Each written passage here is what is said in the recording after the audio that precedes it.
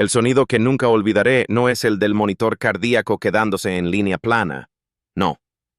El sonido que me persigue, el que me despierta sudando en las madrugadas, es el crujido de la madera de caoba rompiéndose contra el suelo. Era el marco de fotos favorito de la abuela. Una foto de 1950, ella y el abuelo en la costa.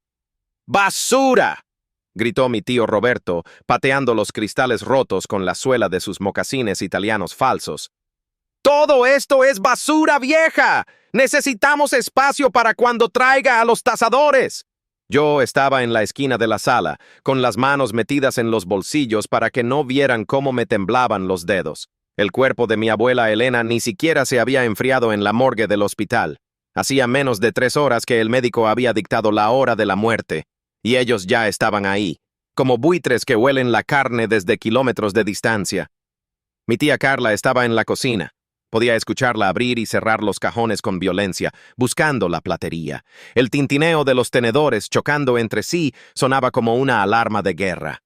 «Oye, tú», Roberto me señaló con un dedo manchado de nicotina, «deja de mirar como un idiota y trae bolsas negras. Grandes. Vamos a vaciar esta pocilga antes del anochecer». Me tragué la bilis que me subía por la garganta. Sabía a óxido y café viejo. Quise gritarles. Quise decirles que esa pocilga era el hogar donde ellos crecieron, que esa mujer a la que acababan de desconectar era su madre. Pero no dije nada.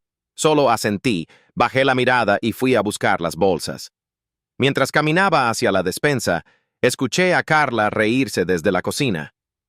«No te preocupes, Roberto. Ya vi el saldo en la tablet que dejó en la mesa de luz. Hay suficiente para pagar tus deudas de juego y para mi viaje a París. El nieto pródigo se va a quedar con lo que se merece. Nada». Me detuve en seco. Mi corazón golpeó contra mis costillas como un pájaro enjaulado. Habían visto la cuenta corriente, la cuenta del Banco Nacional.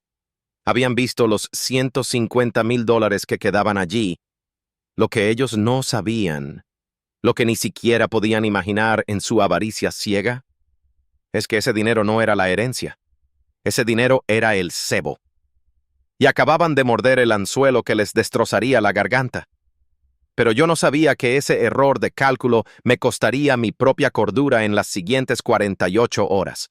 Para que entiendan por qué hice lo que hice, tienen que entender a qué olía esa casa durante los últimos 5 años. No olía a dinero. No olía a oportunidades. Olía a lavanda barata, a sopa de verdura servida y, en los días malos, a lejía y enfermedad. Yo tenía 22 años cuando la abuela Elena sufrió el primer ictus. Tenía una beca completa para estudiar arquitectura en la capital. Un futuro brillante, decían mis profesores. Pero cuando ella cayó, ¿dónde estaban Roberto y Carla? Roberto estaba en Cancún, cerrando negocios que siempre terminaban en bancarrota. Carla simplemente no contestaba el teléfono porque decía que los hospitales le daban mala energía para su aura. Así que fui yo quien aprendió a triturar las pastillas para que ella pudiera tragarlas sin ahogarse. Fui yo quien aprendió a levantarla de la cama sin lastimarle la cadera, usando mi propia espalda como palanca hasta que sentía que mis vértebras iban a estallar. Renuncié a la beca. Renuncié a mis amigos. Mi vida se redujo a esas 4 paredes y al sonido rítmico del respirador artificial por las noches. Hubo noches en las que me encerraba en el baño, abría el grifo de la ducha al máximo y gritaba contra una toalla para que ella no me oyera llorar. Me sentía atrapado. Me sentía solo. Veía en Instagram las fotos de mis primos, los hijos de Carla y Roberto, viajando por Europa, comprando ropa de marca, viviendo la vida que se suponía que yo debía tener. Pero luego, la abuela tenía un momento de lucidez. Me apretaba la mano con esa fuerza sorprendente que tienen los ancianos y me decía, con la voz pastosa por la medicación: «Tú eres mi verdadero hijo, Lucas. Ellos esperan mi muerte. Tú me das vida. No te preocupes, mi amor. El que ríe al último, ríe mejor». Yo pensaba que deliraba. Pensaba que hablaba de Dios o del cielo. Nunca imaginé que la anciana frágil que necesitaba ayuda para tomar agua tenía una mente maestra financiera escondida bajo el colchón. Un mes antes de morir, me llamó. Hizo que el notario viniera a la casa, a escondidas, un domingo por la noche bajo una lluvia torrencial. «Firma aquí», me dijo el notario, un hombre bajo con olor a tabaco de pipa. «Esto te nombra albacea universal y gestor de los activos blindados». «¿Activos blindados?», pregunté confundido. «Abuela, apenas tenemos para pagar la luz». Ella me guiñó un ojo. Fue la última vez que la vi sonreír de verdad. «Deja que crean que son ricos, Lucas. Deja que se coman entre ellos. Prométeme que no los detendrás cuando empiecen a gastar. Promételo». Lo prometí. Y ahora, parado en el pasillo con las bolsas de basura en la mano, esa promesa pesaba más que una lápida. El ataque comenzó al día siguiente del funeral. Ni siquiera esperaron al novenario. Yo estaba en la cocina, preparándome un café instantáneo. No había dormido en 36 horas. Mis ojos ardían como si tuviera arena dentro de los párpados. Entonces entró Roberto. No caminaba, desfilaba. Llevaba un reloj en la muñeca que brillaba tanto que parecía obsceno. Un Rolex Submariner. Nuevo. «Bonito, ¿verdad?», dijo, notando mi mirada. Lo puse a crédito. American Express me extendió la línea en cuanto les mostré el certificado de defunción de mamá y el estado de cuenta del banco. Sentí un frío helado en el estómago. «Roberto», dije, tratando de mantener la voz firme, «el testamento no se ha leído. No puedes gastar dinero que no es tuyo legalmente todavía». Él se rió. Una risa seca, como papel de lija. Se acercó a mí y me dio unas palmaditas en la mejilla. Eran suaves, pero se sentían como bofetadas. «Mira, niño, tú limpiabasle el culo a mamá. Eso está bien, pero los negocios son para los adultos. Carla y yo somos los herederos forzosos. Tú eres el arrimado». Ese fue el primer golpe. 2 días después, llegó el segundo golpe. Llegué a casa después de hacer los trámites del sepelio y encontré la cerradura cambiada. Mi llave no giraba. Golpeé la puerta, desesperado. Empezaba a lloviznar y yo no tenía chaqueta. Carla abrió la puerta, pero solo una rendija, con la cadena de seguridad puesta. «Ah, Lucas, mira, hemos estado hablando Roberto y yo. No nos parece higiénico que sigas viviendo aquí. Vamos a remodelar para vender la casa». «¿Qué?». Mi voz se quebró. «Esta es mi casa. He vivido aquí 5 años. Toda mi ropa está ahí». «Te dejamos una caja en el porche», dijo ella, señalando una caja de cartón mojada por la lluvia. «Ahí está tu ropa interior y tus libritos de arquitectura. Ah, y una cosa más. Necesitamos que firmes esto». Me pasó un papel por la rendija. Era un documento redactado a mano, pero con lenguaje legal. Una renuncia de responsabilidad sobre activos inmobiliarios y cuentas mancomunadas a cambio de la condonación de deuda por manutención. Básicamente decían que como viví gratis y comí gratis estos años, yo les debía dinero, pero que si renunciaba a cualquier reclamo sobre la casa y la cuenta del banco, ellos perdonaban mi deuda. «Fírmalo y te daremos $5,000 para que te busques un cuartucho», dijo Roberto, apareciendo detrás de ella. Estaba empapado, humillado. Miré la caja con mis cosas mojándose. En ese momento pensé en rendirme, pensé en decirles: «Hay un fideicomiso, no gasten el dinero». Solo quería que pararan, quería que alguien me abrazara. Saqué el bolígrafo, me temblaba la mano. La lluvia mezclaba la tinta con las gotas de agua sobre el papel. «Si firmo esto, ¿me dejan en paz?», pregunté. «Para siempre», dijo Carla con una sonrisa de tiburón. Miré sus caras. Había triunfo en sus ojos. Pero también había algo más. Estupidez. Pura y destilada estupidez. Recordé la promesa a mi abuela. «Prométeme que no los detendrás». Firmé. No firmé mi derrota. Firmé su sentencia. Pero lo que pasó en la lectura del testamento, una semana después, superó incluso mis fantasías más oscuras de venganza. La semana antes de la lectura fue un frenesí de consumo obsceno. Era como ver un accidente de tren en cámara lenta, pero yo era el maquinista que había cortado los frenos. Roberto se compró una camioneta Land Rover. Carla reservó suites de primera clase para toda su familia en un crucero por el Mediterráneo. Escuchaba sus conversaciones telefónicas cuando iba a recoger mi correo, que todavía llegaba a la casa. Sí, paga todo por adelantado, decía Carla al teléfono. La herencia cubre eso y más.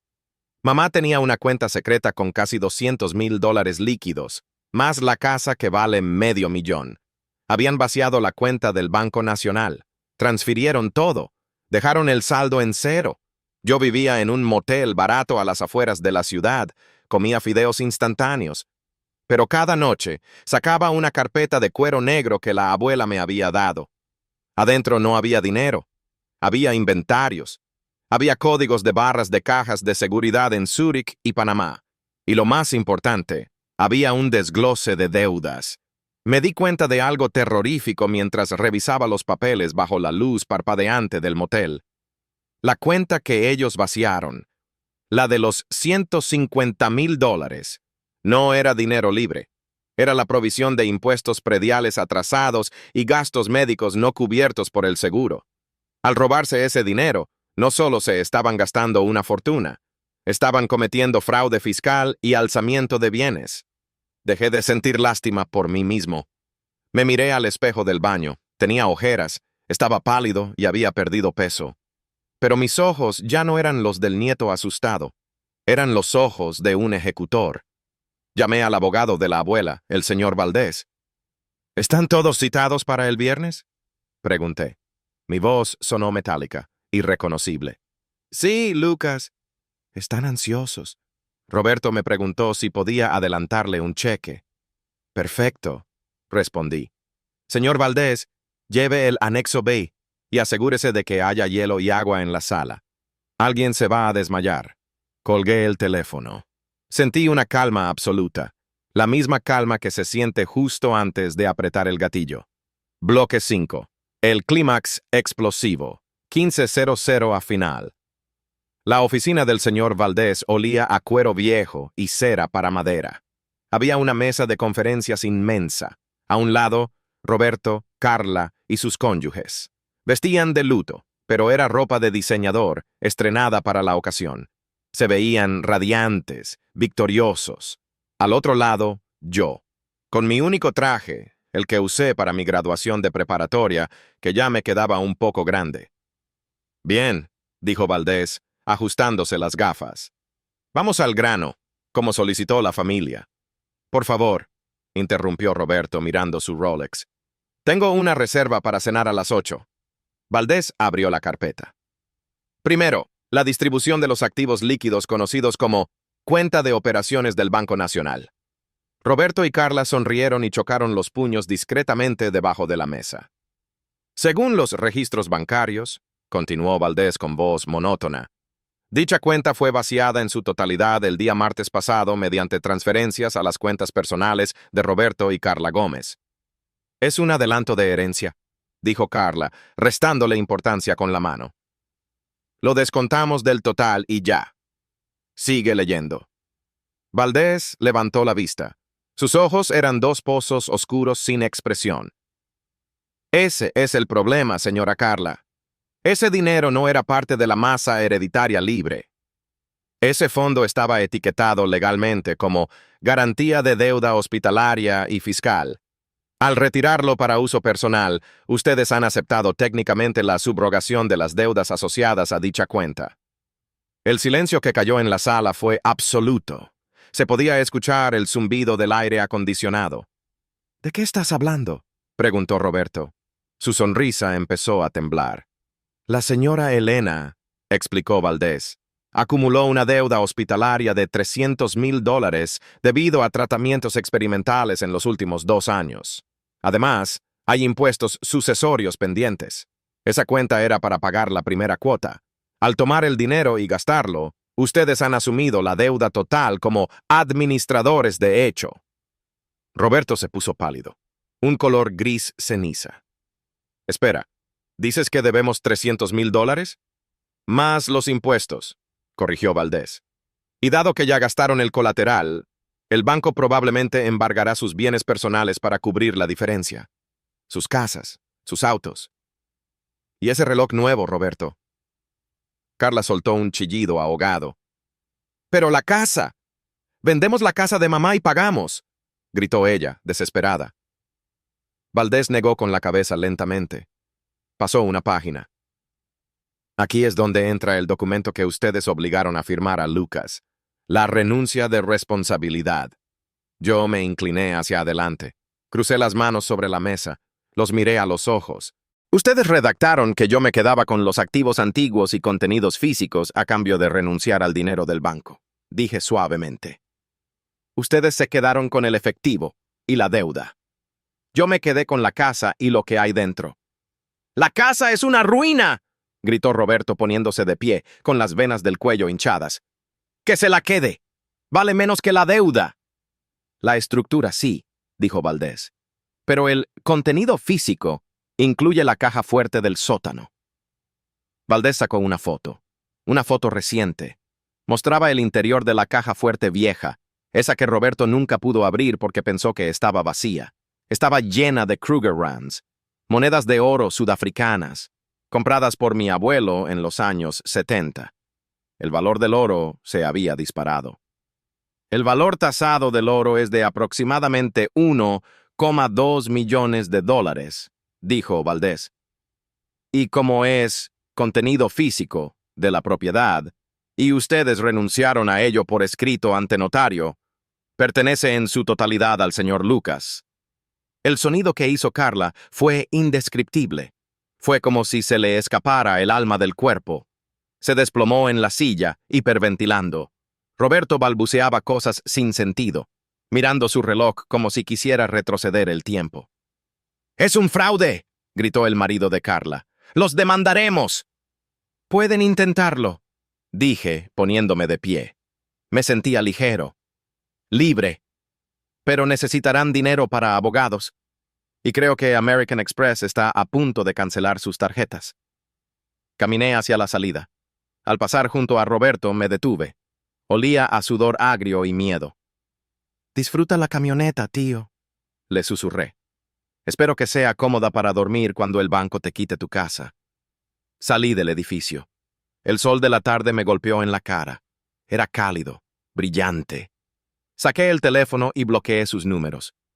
Nunca más volví a saber de ellos, excepto por lo que me contó un vecino. Perdieron todo. La deuda se los comió vivos. Tuvieron que vender sus casas y mudarse a apartamentos de alquiler. Yo terminé mi carrera. Restauré la casa de la abuela, y cada domingo pongo flores frescas frente a su foto, la que rescaté de la basura, y le doy las gracias, porque al final ella tenía razón. El que ríe al último, ríe mejor. Pero nadie te dice que esa risa, a veces, tiene un sabor amargo, metálico y solitario. Pero es mía, y nadie me la puede quitar.